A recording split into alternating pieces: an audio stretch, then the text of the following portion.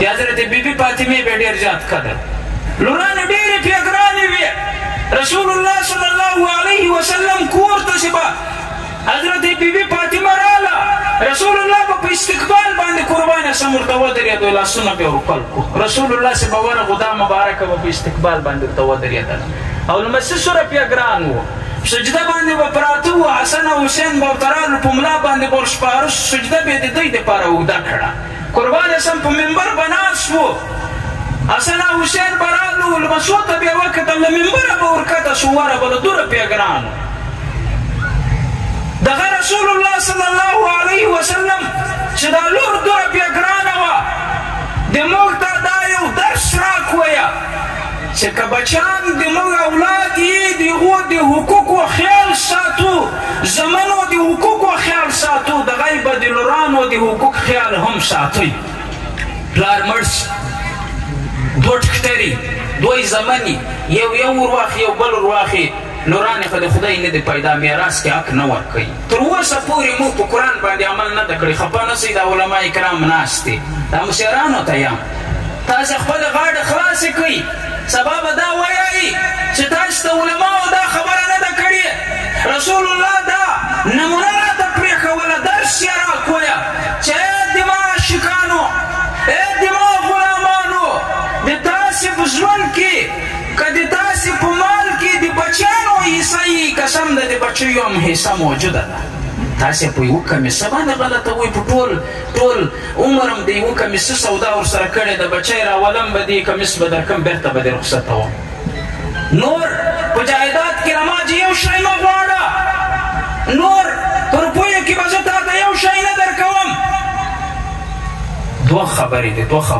که پلار مړ شو پلار یې نه ده پې نیولی ورونه پې نیولې دي که خوند یې له میراثه محرومه کړي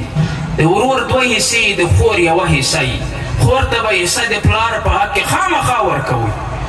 که په مځکو کې مې حق در سره ده که پورته یي که علي یي که په مال کې یي په هر شي کې را تا سره حق ده خو یو پلار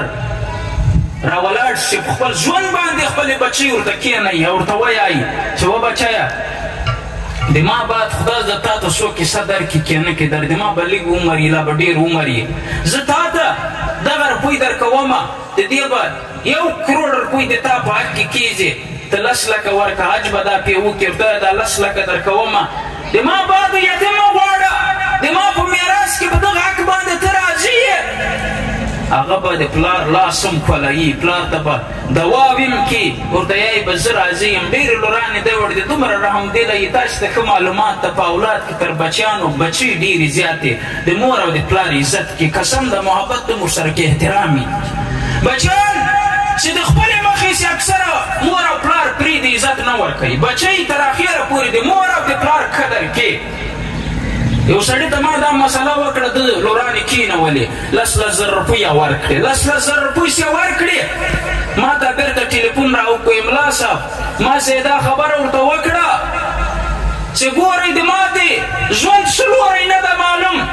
ما غاړې را خلاصې کړئ چې په آخرت کې د ما غاړې په داسې باندې بندې نه شي دا د ما له میراثه چې دغه شی په دغه شي باندې که ته راضي شي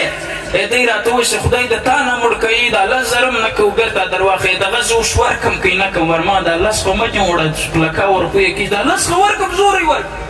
ما خبره باندې پوه شوستې دا مشرانو ته زده یم علما کرام ناست دي خپل اوس ژوندي یاستئ جټان یایي حتی دته کم هم ده صحیح ده چې خپل ژوند هم څه وکړو وکړو که نه ډېر دی وړ زمن دی تلنم نفس کې یدم نفس کې مور او پلار ډېر پیګران یې خو تر یو وخته پورې یې یو شی هم نشته تاسې نن ځان ته ګټه وکړئ دا د رسول الله اسوه حسنه ده